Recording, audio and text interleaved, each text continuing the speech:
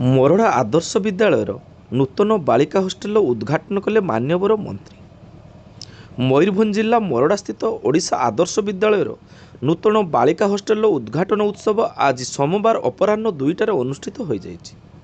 उक्त कार्यक्रम में मुख्य अतिथि भाव मोरडा विधायक तथा नगर उन्नयन मंत्री डॉक्टर कृष्णचंद्र महापात्र जोग देइथिले।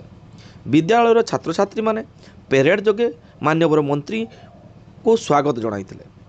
यापर आनुष्ठानिक भाव फिता काटी बालिका हॉस्टेल उद्घाटन करथिले मान्यवर मंत्री।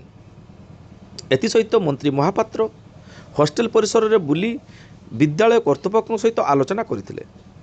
यापर विद्यालय परिसर में एक सभा कार्य अनुष्ठित होइतिला। विद्यालयर अध्यक्ष संग्राम केशरी पात्रंक अध्यक्षतार अनुष्ठित उक्त सभा कार्य मान्यवर मंत्री महापात्रंक सहित मुख्य वक्ता भाव बीडीओ अणाकर नायक, सम्मानित अतिथि भाव बीओ विजय कुमार पाणिग्राही, पूर्वतन विधायक कांद्रा सोरेन, वरिष्ठ भाजपा नेता परेश चंद्र महांतो, प्रदीप महांती, अवसर प्राप्त उपजिलापाल रजनीकांत विश्वाल, थाना अधिकारी सुमित कुमार सोरेन, रामचंद्र सोरेन प्रमुख मंच में उपस्थित थिले। अतिथिगण महाप्रभु जगन्नाथ निकट में प्रदीप प्रज्वलन करने पर सभा कार्य आरंभ होता। छात्र छात्री माने श्रृंखलित हो आगामी दिन में आदर्श नागरिक होगा परामर्श देते मान्यवर मंत्री।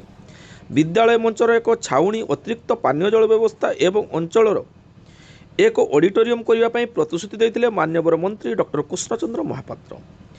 एने डॉक्टर कृष्णचंद्र महापात्र कौन कहते आसतु शुणा तांको मुहरु। कौन कहे जो आज आदर्श विद्यालय 100 बेडेड हॉस्पिटल आप ये 100 बेड हॉस्टेल आप इनाग्रेसन कले मुझे कौन कहे देखो पिलांई अत्यंत आवश्यकता जरूरी थिला। पिला माने बहुत दूर दूरांतर जीवासवा करने संभवपर होना रहिले पाठ पढ़ार सुविधा हो पार और जीवासवा जो प्रोब्लेम था सल्व हो पार। तेणु ये अत्यंत जरूरी थिला। आज हम गोटे आवश्यकता थी जो एसआईटी